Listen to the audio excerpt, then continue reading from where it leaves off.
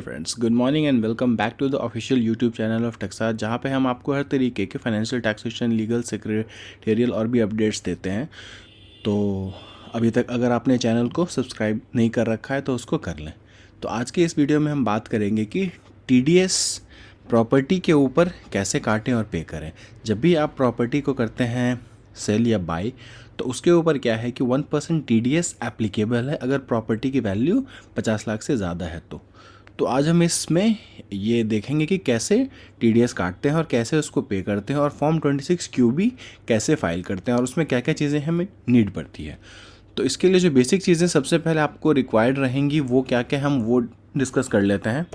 तो वो अगर आपको नहीं पता तो आप जाएंगे हमारे साइट पे, डॉक्यूमेंट्स की लिस्ट वगैरह हमने वहाँ पे सब चीज़ें डाल रखी है, आपको वहाँ पे मिल जाएगा। टीडीएस ऑन प्रॉपर्टी सेल ये रहा, यहाँ पे आपको डॉक्यूमेंट्स की लिस्ट वगैरह जो भी है वो सब चीज़ें दी हुई हैं, आप वो ले सकते हैं। और अभी हम जो है फाइलिंग का और प्रोसेस का स्टेप्स का डिस्कस करेंगे। अभी बेसिकली हमें चाहिए क्या रहता है, डायरेक्टर की डिटेल्स, रिस्पॉन्सिबल पर्सन की डिटेल, डायरेक्टर की डिटेल, बेसिकली बायर और सेलर, और प्रॉपर्टी की डिटेल, चालान जो हम अभी करेंगे पे। तो हम चलेंगे इनकम टैक्स की साइट पे और इसके लिए हमें लॉगिन करना पड़ेगा।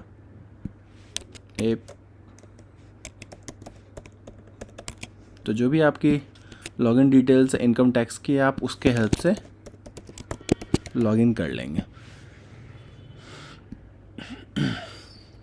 उसके बाद यहाँ आ जाएंगे ई फाइल और ई पे टैक्स का ऑप्शन है। ई पे टैक्स में आप जाएंगे न्यू टैक्स पेमेंट, यहाँ आपको बहुत सारे ऑप्शंस और मिल जाएंगे। इनकम टैक्स वगैरह जो पे करना होता है आपको, वो भी आप यहाँ से कर सकते हैं। अभी हम 26 QB TDS on sale of property इसकी बात कर रहे हैं। रेंट के ऊपर अगर करना है तो यहाँ पे है आपका, यहाँ से आप पे कर सकते हैं। और भी तरीके के हैं अलग अलग। अभी हम बात कर रहे हैं on TDS on sale of property, तो आप यहाँ करेंगे प्रोसीड। फिर आपके पास दो ऑप्शन है कि सेलर है, जो सेलर है वो रेजिडेंट है कि नॉन रेजिडेंट है जिसका हम टीडीएस काट रहे हैं। ये बेसिकली एज अ बायर हमें पेमेंट करते टाइम 1% टीडीएस काट के पे करना रहता है, जो परचेज वैल्यू रहती है। और फिर हमें यहाँ पे आके टीडीएस का जो है अमाउंट वो पे करना होता है। तो आपको चूज़ करना है रेजिडेंट है या नॉन रेजिडेंट है सेलर, उसके हिसाब से फॉर्म चेंज हो जाता है।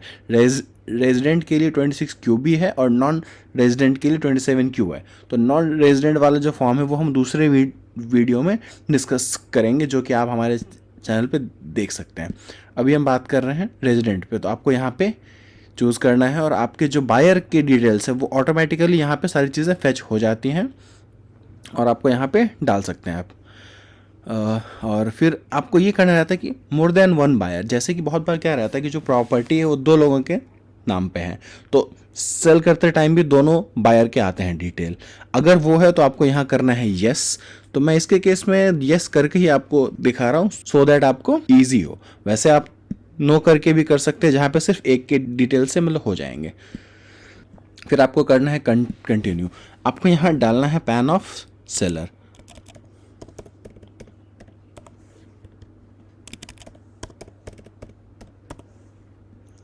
तो यहाँ मैंने डाल दिया है डिटेल्स, आपको भी अपने एंड से डिटेल डालना है। फिर यहाँ एड्रेस डालना है, तो मैं एक डमी एड्रेस वगैरह डाल रहा हूँ।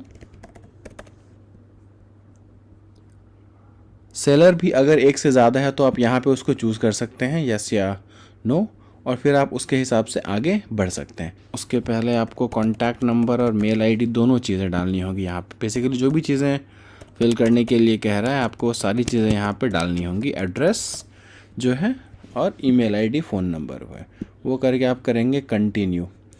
एड्रेस डिटेल में आपको पूरी चीज़ें फिल करनी होंगी, तभी वो आगे वैलिडेट होगा। ये आ गया। उसके बाद जो नेक्स्ट पेज है, नेक्स्ट पेज में आपसे पूछा जाता है यहाँ पे प्रॉपर्टी की डिटेल, कि वो लैंड है या बिल्डिंग है। बिल्डिंग में शॉप्स, अपार्टमेंट्स, फ्लैट्स सब चीज़ें आ जाती हैं। तो सपोज़ मैं बिल्डिंग ही चूज़ कर रहा हूँ, प्रॉपर्टी फ्लैट वगैरह आई एज्यूम कि आप कर रहे हैं सेल। तो यहाँ भी मैं डमी डिटेल्स ही डाल रहा हूँ, बस आपको समझाने के पर्सपेक्टिव से। फिर यहाँ पे आपको पोस्ट ऑफिस चूज़ कर लेना है, जो भी है आपका। उसके बाद नीचे आके डेट ऑफ एग्रीमेंट और डेट ऑफ बुकिंग। तो बेसिकली आपको 30 डेज़ के अंदर में पे करना रहता है। तो मैं अभी सपोज़ ये 20 अप्रैल चूज़ कर ले रहा हूँ। एंड प्रॉपर्टी की वैल्यू जो है वो ये 50 लाख से ऑब्वियसली रहेगी ज़्यादा, तो ही आपके लिए TDS एप्लीकेबल है। तो मैं इसको 51 लाख डाल देता हूँ। पेमेंट की डेट है तो ये आपको एग्रीमेंट डेट या पेमेंट डेट जो पहले है वो कंसीडर करके आपको उसके 30 दिन के अंदर अंदर ये पेमेंट करना रहता है। तो मैं पेमेंट की डेट 30 तारीख मान लेता हूँ, और तो डिडक्शन की भी डेट 30 ही रहेगी। अब पेमेंट्स अगर आपने इसके पहले कर रखे हैं इंस्टॉलमेंट में, तो आपको अगर सपोज़ अभी जो आप कर रहे हो सेल 1 करोड़ की या 51 लाख की है ये प्रॉपर्टी, आप उसको सिर्फ 10 लाख रुपए जो है वो दे रहे हो, तो यहाँ पे फिर आप 10 लाख डालोगे, ठीक है। और सपोज़ बाद में जब आप टोटल पेमेंट करते हो तो आपको यहाँ पे यहाँ पे आपको इंस्टॉलमेंट चूज़ करना रहता है। जब आप इसको 2 से 3 बार में पेमेंट कर रहे हो तो हर बार आपको इंस्टॉलमेंट चूज़ करना है और उसी के अकॉर्डिंगली डेट चूज़ करना है। तो मैं इसके केस में ये मान रहा हूँ कि लमसम है, तो लमसम के हिसाब से फिर मैं यहाँ डिटेल्स डाल रहा हूँ। वेदर इट आप अगर इंस्टॉलमेंट चूज़ करते हो तो यहाँ पूछता कि whether it is last instalment, तो उसके हिसाब से फिर टोटल हो जाता। Whether stamp duty value is higher than the sale consideration, ये यूजुअली होता है नहीं, अगर है आपके केस में तो आप डालेंगे। अमाउंट पेड क्रेडिट करेंटली, तो हम टोटल अमाउंट जो भी पे कर रहे हैं अब उसके हिसाब से वो दिखाना है हमें। यहाँ मैं 51 लाख दिखा रहा हूँ, और स्टैम्प ड्यूटी भी हम मान के चल रहे हैं कि सेम है हमारे केस में। यहाँ बोल रहा है please enter proportionate share of stamp duty value. अच्छा, ये स्टैम्प ड्यूटी वैल्यू जो है, जो हम स्टैम्प ड्यूटी पे कर रहे हैं उसके हिसाब से है, तो ठीक है हम वही डालेंगे। उसके बाद उसके हिसाब से अपने आप यहाँ 1% जो है वो TDS कैलकुलेट कर लेता है, और 51,000 की आपकी पेमेंट आ जाती है ड्यू। तो ये आ चुका है। आप इसके बाद करेंगे यहाँ से कंटिन्यू, तो नेक्स्ट पेज में फिर आपका आ जाता है आपका डिटेल वगैरह कि आप पेमेंट का मोड। अब आप ये सोचेंगे कि जब मैंने पहले चूज़ करा यहाँ पे कि more than 1 buyer and more than 1 seller, तो फिर यहाँ दूसरे एक ऑप्शन क्यों नहीं आया। तो बेसिकली क्या है कि जो ये है ये चालान पेमेंट कर रहे हैं हम अभी, इसी के बेसिस पे TDS का मिलता है क्रेडिट। तो अभी जब हम चालान पे करेंगे तो हम 1 to 1 पे करेंगे। जैसे कि अभी सपोज हम 1 बायर टू 1 सेलर में जितना भी वो वैल्यू है, सपोज 51 लाख की प्रॉपर्टी है, और अगर हम 25.5 लाख ईच पे कर रहा है एक बायर और एक सेलर एक दूसरे को, तो हम यहाँ पे एक बायर का और एक सेलर का डिटेल डाल के एक पेमेंट करेंगे, फिर एक पेमेंट करेंगे, और जहाँ पे हम सेम यूज़ करेंगे, सेम एक बायर और एक सेलर का डिटेल जो है और वो हम डालेंगे। उसके हिसाब से हम यहाँ पे जाके उसको चूज़ करके कर देंगे पे। ये पे करते ही फिर आपका जो है चालान डाउनलोड हो जाएगा, और आप उसको फिर आगे यूज़ कर सकते हैं जब भी आपको पे करना है या फाइल करना है। तो इस तरीके से आप अपना 26 QB का जो है वो फॉर्म फाइल कर पाएंगे। एंड बाकी चीज़ें आपकी यहाँ पे फिर इसके बाद जब आप पे कर लेंगे फिर आपको TDS के साइट पे जाके वो डाउनलोड करना रहता है। वो कैसे करना है वो भी मैंने यहाँ पे एक्सप्लेन कर रखा है।